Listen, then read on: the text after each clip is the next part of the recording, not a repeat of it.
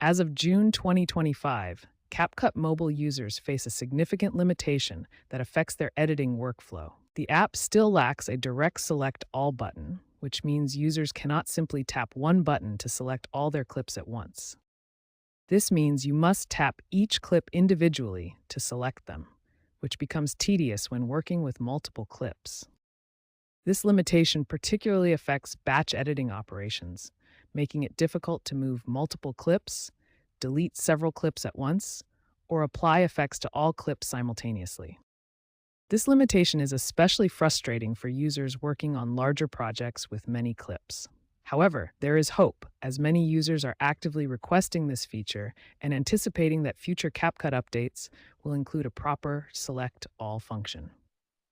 While workarounds do exist to achieve similar results, they require additional steps and are not as efficient as a dedicated Select All feature would be.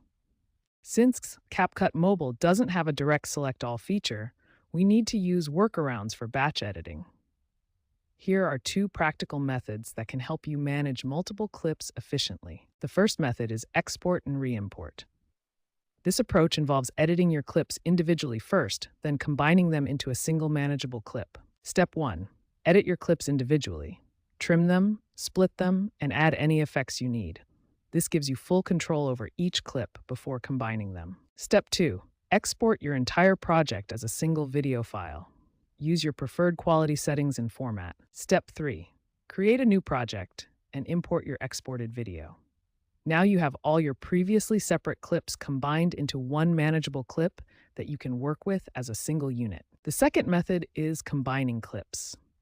This is a more direct approach where you add all clips to your timeline and export them together. Add all your clips to the timeline in the order you want them. Then export the entire timeline as one video file. Finally, start a new project and import this combined clip. Here's what the CAT interface looks like when you're working with multiple clips on the timeline. You can see the video preview and the timeline with audio waveforms below. While these workarounds are helpful, they're not as efficient as a dedicated Select All feature.